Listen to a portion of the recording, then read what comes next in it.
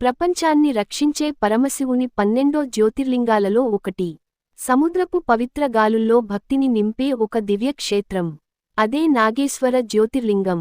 ఈ ఆలయం కేవలం ఒక దేవాలయం కాదు, ఇది భక్తికి ప్రతీక, విశ్వాసానికి నిలయం. గుజరాత్ రాష్ట్రంలోని పవిత్ర ద్వారక నగరానికి దగ్గరగా, అరేబియా సముద్ర తీరానికి సమీపంలో ఉన్న ఈ నాగేశ్వర క్షేత్రం, ప్రకృతి అందాలు మరియు ఆధ్యాత్మిక శక్తి కలిసిన అపూర్వ స్థలం.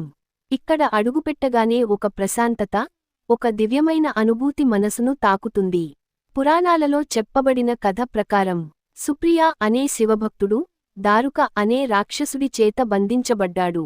బంధంలో ఉన్నప్పటికీ, అతను శివుని భక్తిని విడిచిపెట్టలేదు.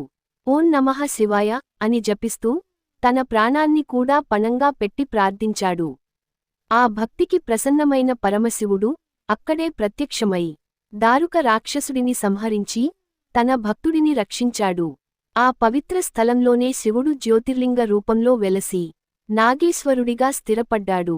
ఈ నాగేశ్వర జ్యోతిర్లింగాన్ని దర్శించుకుంటే, జీవితంలోని అన్ని అడ్డంకులు తొలగిపోతాయని, పాపాలు క్షమించబడతాయని భక్తులు నమ్ముతారు.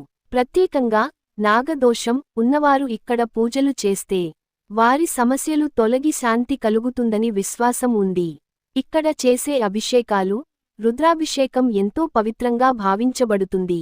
ఈ ఆలయంలో ఉన్న భారీ శివ విగ్రహం, దూరం నుంచే మనసును ఆకట్టుకుంటుంది.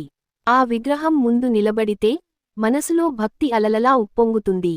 సముద్రగాలి, గంటల శబ్దం, హర హర మహాదేవ నినాదాలు, ఇవి అన్నీ కలిపి ఒక దివ్యమైన అనుభూతిని కలిగిస్తాయి. ఇక్కడికి వచ్చిన ప్రతి భక్తుడు, ఒక కొత్త శక్తిని, ఒక కొత్త ఆశను తీసుకెళ్తాడు. జీవితంలో ఒకసారి అయినా నాగేశ్వర జ్యోతిర్లింగాన్ని దర్శించండి.